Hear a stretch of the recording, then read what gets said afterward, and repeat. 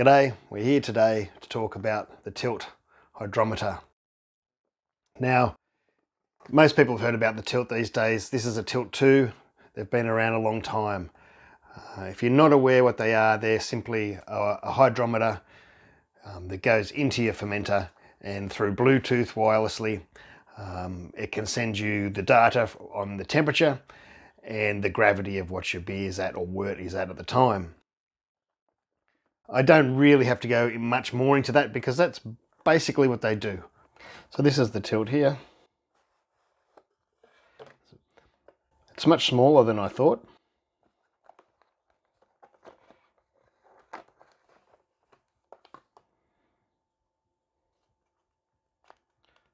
Take it out of this tube. And that's it there. You can see the battery. The battery can be replaced, of course. A screw top here with a seal. They're very small, easily to fit in the glass carboys and things, the demijohns. You can see how small it is. Just to give you an idea, that's a cigarette lighter, a regular size cigarette lighter, so it's not much bigger. Now what can happen, and the mistake I made when I was testing it at first, just with my phone, like connecting it to my phone, if you set it up like that, it turns itself off. It needs to be floating like that, and once it's floating, it'll stay powered on. And also, for those that are interested, that's the size of a regular eye spindle. So we'll have a super quick look at the charts that you can get from them. Usually when you open them at first, you'll see information like this. This is set up, so this is the end of my ferment. I was getting an update every 15 minutes that I could when it was working. You can see we started here at around 16 degrees. It was when I pitched the yeast, and we started at 1049. This was the decoction pills. That's on the 8th of the 2nd, 1049. There's a few hiccups here and there, but it went pretty smoothly until we got a big bit of a hiccup here. And I'm not 100% sure what went on there, but the temperature was right. We went from 16 down to 13.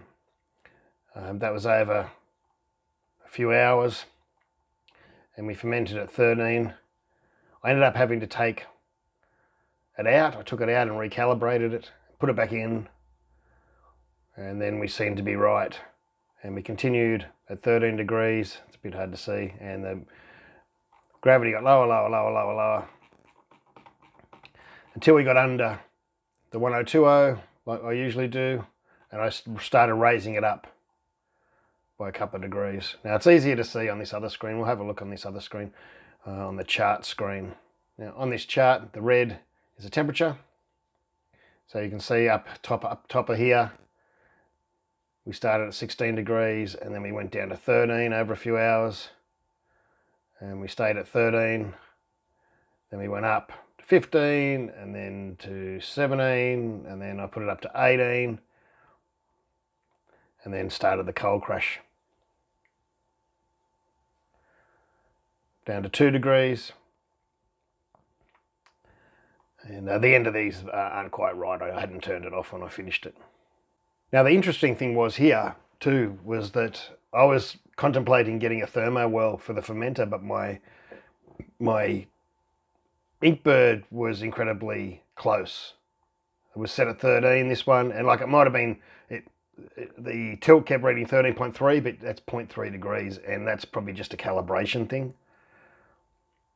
And it seemed to stay very close to whatever I'd had it set to. So it went up between 18.3 and 17.8, or the 15 was between 15.6 and 15 degrees, and that's by 0.3 degrees on the each way sort of thing on the Inkbird. So I sort of deducted from these couple of brews too that I don't need a thermo well.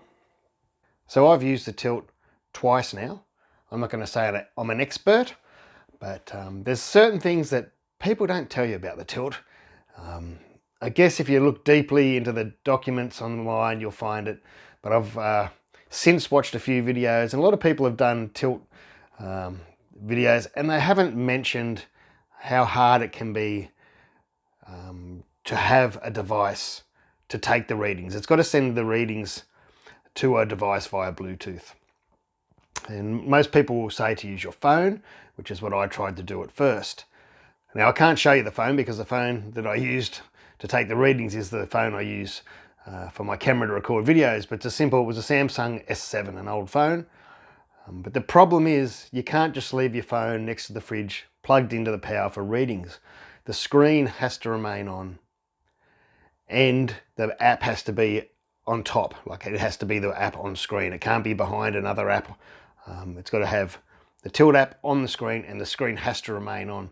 So if you want to take readings, you know, every 15 minutes through the whole ferment, you have to leave your phone there. I had to download a stay awake app for the phone so the phone didn't go to sleep. And I did turn the brightness down on the screen, so try not to burn out my screen or something. But it was a bit of a pain, and I can probably put up some diagrams. And you can see a few times here where it's dropped out. And when it's dropped out, I haven't got any readings. Now, look, that's okay, and the chart makes up for it. It doesn't, it keeps the time, like it reads the time, so your chart still looking like it's going smoothly, which is okay. But, you know, it's a bit of a pain. And sometimes my phone, I don't know if it was updating or so it was doing something, and at 1 o'clock some nights it didn't do it, but at 1 o'clock some nights, it had just stopped receiving the information, and I'd wake up in the morning and have to sort of reset it, bring the app back to the front, and just get it all working again.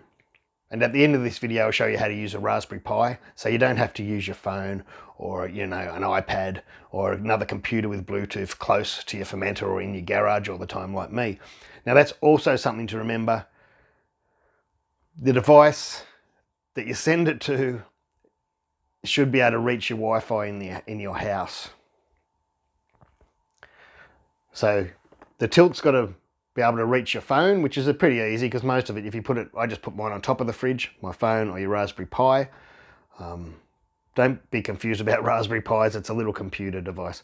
But I can put my phone or my Raspberry Pi device on top of the fridge, and that's enough to read the tilt. The tilt's in the fermenter in the fridge. But that phone or Raspberry Pi has to be in Wi-Fi distance to your house Wi-Fi. Some people have a problem with that when they have a garage right down their backyard.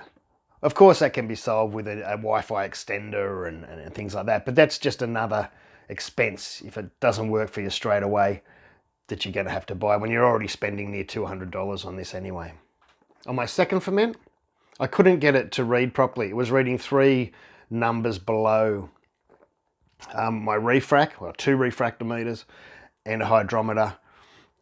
So I had to force it up 3 points, which was okay. I forced it up to read the 1056 that it was meant to be reading. And then the ferment went fine, but it got like 2 days into the ferment. As you can see here, I'll put it up on the screen, and then it just stopped reading. The gravity stopped changing.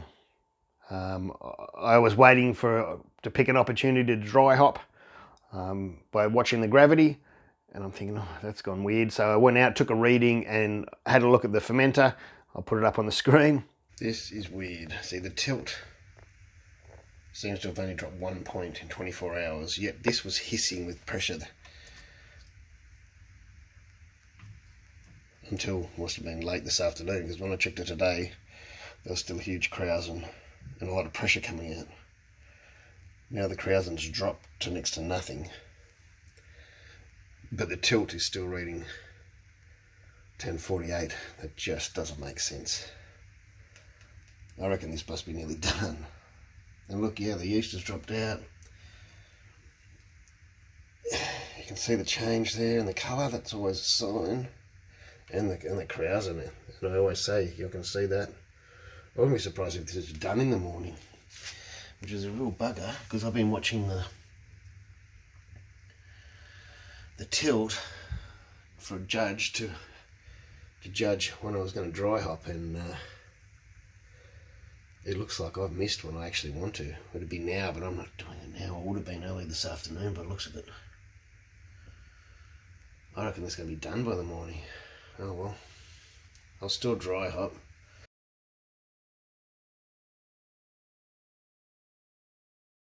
And I could see that my ferment was finished. The krausen had gone, and just because I hadn't looked at it for a day and I was sort of trusting the tilt, I took a reading and we were down to 1.015, which ended up being my finishing gravity, which was a bit of a pain. So anyway, I still ended up dry hopping. Lucky I was in the Firmzilla, so I could dry hop a big dry hop at 200 grams of hops and flush it and everything without getting oxygen in there. So this is the IPA. This is where I threw the tilt in at first and it was reading 1053, which was wrong. I double triple checked that. I forced it to read 1056, and then after that I did go up to 1057, but I did add a little bit of sugar. It was an IPA, and IPAs benefit from that. That's another story. And then it fermented very, very well over 12, over half a day. And got down to 49, and then it just got stuck. I shook the fermenter a few times. I've got footage of it. And it just sort of got stuck. It eventually went down to 48, but I took a reading and the ferment was finished, and I dry hopped and then cold crashed. You can see the cold crash in the red section here. But it's just stayed at 49 until I took it out at the end. If I had been in another fermenter, I could have possibly added oxygen by adding hops after the fermented finish. I really don't like doing that, and you get a better utilization from your hop oils if there's a little bit of movement in your wort, a little bit of fermentation still going on. That's what I think anyway. So to solve the phone situation, I decided to buy a Raspberry Pi. Now, this is one of the small ones, 0W I think it's called, very small, and it should be easily do the job. Now remember, whenever you're using these things, to be careful because they are electronic devices, and touch your tap or something to ground yourself before you start playing with them. Though to get this powered, of course you need a power supply. Now it does run off the old micro USB, like your phone does, like the older phones. So I'm going to use a phone charger for it. That was $28, by the way. Or could have got one for $25 without the pins, but they were out of stock. So I didn't mind paying a couple of bucks just to get that with the pins on. I could always desolder them if I wanted to, but I'll probably just leave them be. Now, of course, you need a case. I bought this separately again on eBay. This was, I think it was about $6, $5 or $6. And in here you get 3 different lids for it. The base in there, so it'll sit in there, something like that. And I'll probably have to use this lid because of the pins. It also needs an SD card. Now it takes a micro SD, and they recommend the smallest to use is 8 gig. So I bought this cheaply on the internet, and it didn't come in a packet or anything. I hope it works. But I happen to have an adapter around because you do have to flash it, or you have to put stuff on it from your computer, in other words. So besides the phone charger, hopefully that's all I need. G'day, I'm sitting here at the computer. I'm just putting the little micro SD card in another holder to make it a regular size SD card so I can fit in my computer. If you haven't got one of these, I think I mentioned before, you can get an adapter for these so they can plug into USB, which I don't have right in front of me at the moment.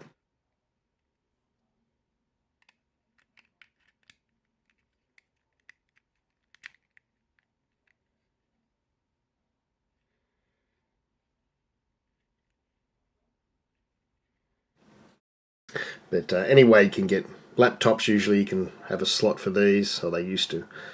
And my PC happens to have a slot. So I'm going to whack that in there. Alright, let's start that again. I had a massive fail. I couldn't get the card to read in the adapter. and then I took the adapter apart and I broke it. So we went searching, and this is, things that happen. I went searching for an adapter, a micro SD adapter, and all the shops were sold out. And we went to a little phone shop in the middle of the shopping centre. You know how they are. And the guy said you could use, if you do happen to have a wireless internet dongle thing like I do. I have to use this to upload my videos and to do my Friday night broadcast because our house internet isn't good enough, so I have to pay extra to do these things. He said you could use this. I also went to the reject shop and I bought that for $10. I don't really need the memory card, but there's another bigger memory card. I'm not expecting much from the reject shop, but you'd hope the adapter might just work. $10, and that was a 16 gigabyte one. But we'll try this dongle thing just to see if it works.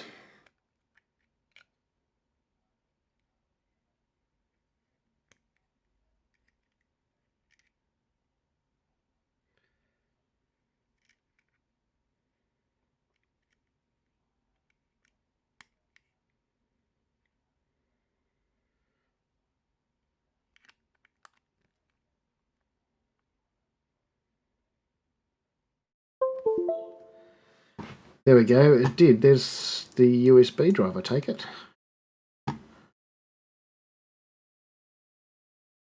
So that does work.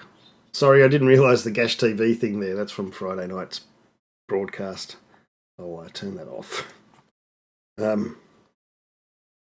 So you can use one of these if you like. I'm going to try and use the new adapter I bought.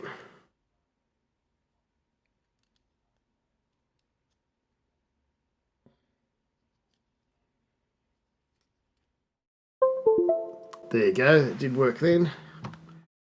Awesome. So what we need to do is to go to Google and type in tilt refractometer, or hydrometer I should have said. There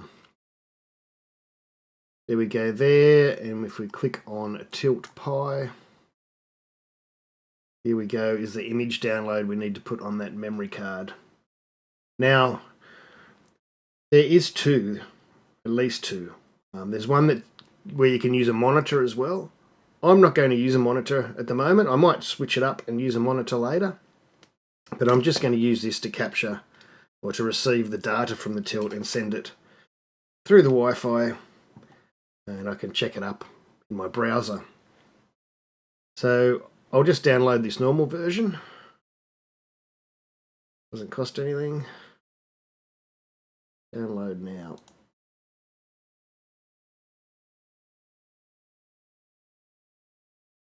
And I'll put that in download.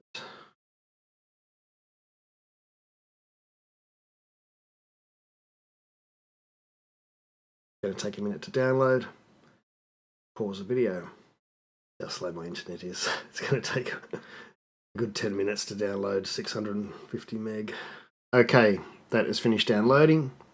The other thing we're going to need is a program that etches that disk image we've just downloaded onto the SD card. If you scroll down like I just did, it says etcher for burning an SD card. Get it here.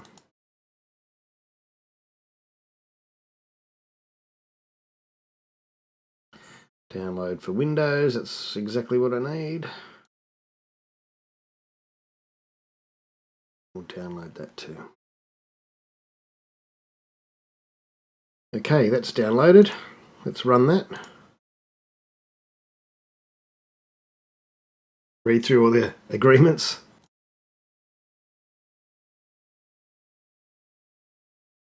Now select image, see if it's going to work.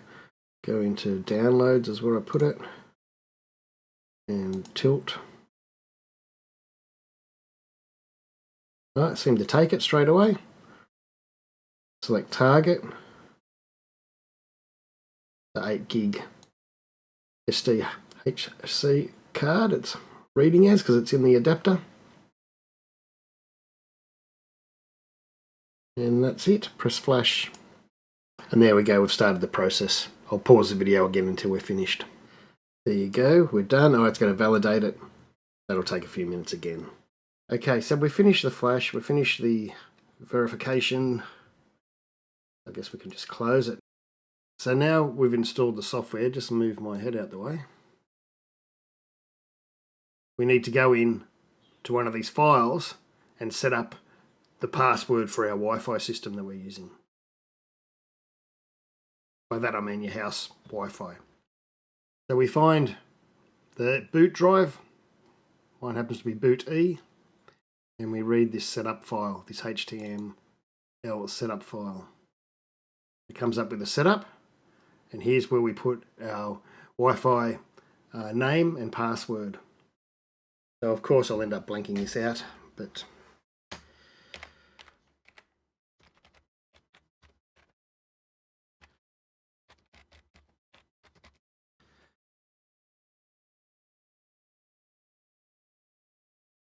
so once I pressed create Wi-Fi configuration file, it's came up to save a file, and that needs to go on your boot drive.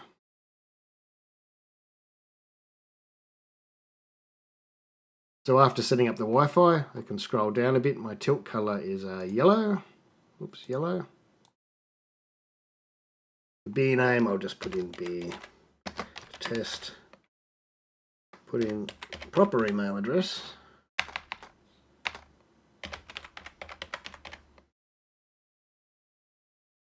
Create cloud configuration file and save that again to your boot micro SD. So now we take the micro SD out, take it out of there, and we put it in. So remember to earth yourself before you pick up the electronic parts like this. That's quite simple. Memory card goes in there. That's your power supply, that last one.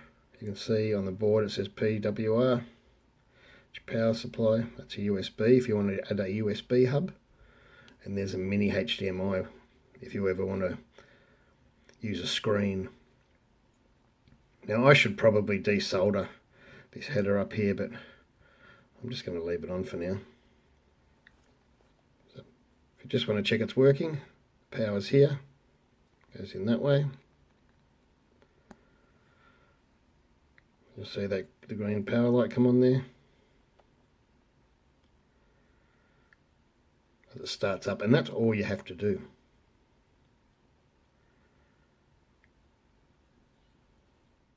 I have the tilt here in a glass of water, because if I have it sitting upright on the computer bench, computer desk, it will turn itself off. So I just have it in here. It will give a false reading because it's probably not floating properly. But at least the temperature should be right, and we should be able to see if it's working. Apparently we're supposed to get an email, and yes, I received the emails. These ones here, these ones that say from Noah, usually go to your spreadsheet. So that tells you where you go to see how the ferment's going. You can go to a chart. You're not going to see much at the moment because it's only just started. But we are getting readings. You can change from Fahrenheit to Celsius here.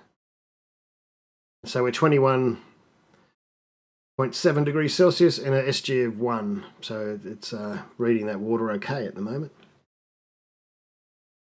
We've got another email here saying the Tilt Pi setup is complete. You may now access your Tilt Pi from your local Wi-Fi network at this or at the following address. So we'll just click that and see what happens. There you go. You can see it there on the screen. Well, that's in Fahrenheit. Here's your calibration. So you can calibrate.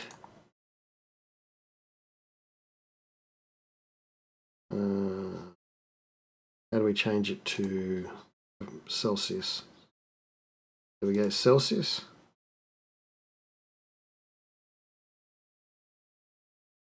You can choose your Plato or bricks or time zone. I can change the time zone to Australia, and I happen to be in Melbourne at the moment. although Sydney or something like that would be fine. Back to the tilt pie. See it there, I've changed it to Celsius. But there we go, that was relatively simple. All I really need to do now is put that into the case. And don't be scared, that's the first time I've ever used a Raspberry Pi Zero. I have mucked around on one of the Raspberry Pi 2s, I think it was, a long time ago. It was one of the early ones. But I haven't really done anything with it. I bought one and then it just sort of, I powered it up and it's just sat there ever since.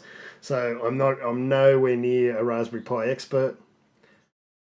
But if I can work that out in those couple of minutes, you can too. When you put it in one of these cases, it's easy to see which way they go. You don't need to screw it or anything.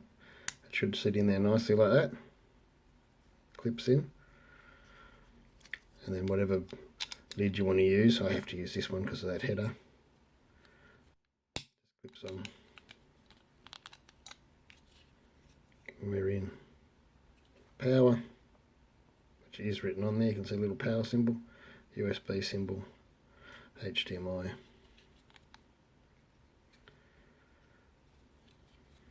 So of course, when you want to power up, that's all you have to do. This just needs to sit near your fridge, close to your fermenter. I put mine on top of the fridge. I looked at these for years. I always thought they were a bit useless. Sorry, Tilt. But I just thought, you know, they don't control your fridge. They don't. In the end, you could, but that's a lot of work. This, like if you just buy this, you can't control your fridge. You've got to go and buy other things like the Raspberry Pis and then you'll probably be able to download the software. You probably don't have to write it yourself these days. Actually, I know you don't have to. But it's a lot of buggerizing around. So far, you know, it's been enjoyable to see that my ferments and my timings have been right, that I've been doing for years. That the ferment's usually finished, you know, in 4 or 5 days I can ramp it for the last couple of points, and then, you know, by 7 days, 99% of my ferments are over. So it's been good just to reassure myself without having to take readings all the time. So right now, after using it just twice, it's a little bit hard to tell anyone to go out and run out and buy one. It is fun to watch the ferment, how it's going, when it works. When it works, it's fun. I've had one, you know, it mostly worked for the first ferment, and it just totally bottomed out on the second time we went to use it. So hopefully on this third time I'm going to use it, it'll go much smoother. So they are interesting. They're fun if you've got money to spend on one and have a little bit of play around, a bit of time to set something up. They are fun. I do have a ice spindle here to try. I've been waiting to do videos on this because the person who makes them wanted to make sure he had enough made and enough supplies ready to go just in case people wanted to order it off him. So we'll talk about that a bit more in another video. And I'll also mention most people know Kegland have a new fridge coming out, a fermentation fridge, and they'll also be having some form of wireless hydrometer to control that fridge. So that's another thing to look out for too. So I don't think that'll be ready for a few months yet though, at least. So in the end, it's up to you whether you want one, of course. I'm not going to tell you to run out and buy one. Will I keep using it? I don't know yet. I don't know. The last 2 times have been a bit iffy. If the next couple of times that just works without me having to muck around or pull it out or wash it or calibrate it again, then it'll be a lot more fun. I did buy this from Kegland. The only way I can do things like this to review is when people use my affiliate links down below. It doesn't cost you any more to click those links, but it gives me credit to be able to get equipment to review. So I'd like to thank those people. I'd like to thank my subscribers, my patrons, my viewers, like, subscribe, all that sort of stuff. And I'll see you in the next one. Cheers.